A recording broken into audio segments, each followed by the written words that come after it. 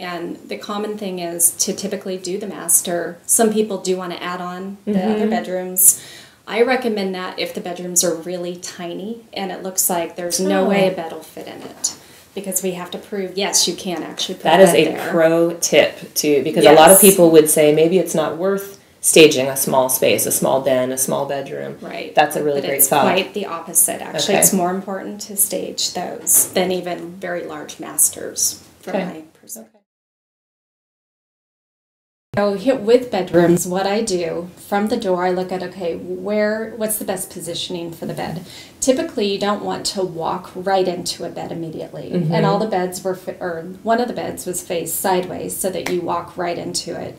Doesn't have very good flow to the room. Well, you don't get that impact, and I think this is where stagers and agents need to work together, because although part of the goal of staging is the in-person experience when a buyer comes to walk through the house, a big part of it, at least for me, when I'm partnering with somebody, is we've got to photograph this house. So I'm thinking, how are we getting windows, layout of this room, and how does the staging factor into that presentation? Absolutely. And just how you stage a room isn't necessarily how you're going to live in it, but it's to show it off to the best of the ability from the camera angle as well as walking in as a buyer. You want typically the foot of the bed to be towards the door rather than, again, walking straight into the side. So that would be another pro tip then would be on your bedding, that you don't necessarily need a full headboard. A lot of people worry about that. Right. That some strategically placed art, some well-positioned pillows, and maybe that means adding a couple other layers, but those are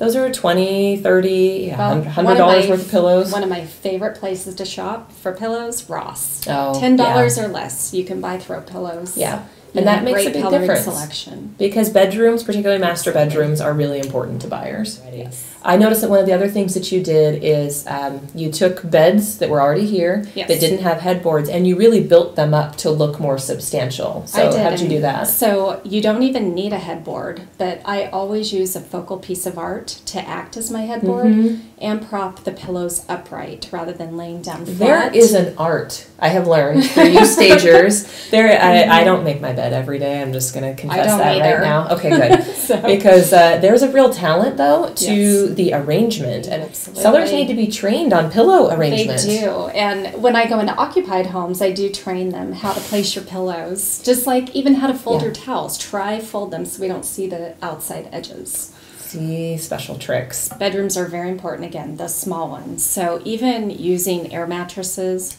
propped up on boxes with real bedding, it's amazing what you can do. In fact, upstairs, the twin beds that were brought in are fake beds. Okay. A lot of times people will say to me, I don't know where to start, and we try to give that input as professionals and offer some ideas. But if you need help, say, with color schemes, you're looking for how do you create a chair vignette, as an example. Often I will start Pinterest boards for clients. You can start your own board. I mean, copy. There's nothing wrong with copying when it comes to that kind of design. Houzz, HOUZZ.com is a wonderful resource. Again, you can create a book of images that you like. And then you go out to your local Target or Costco. I mean, those are great places to get. Pier 1. Oh, awesome spot. World Market.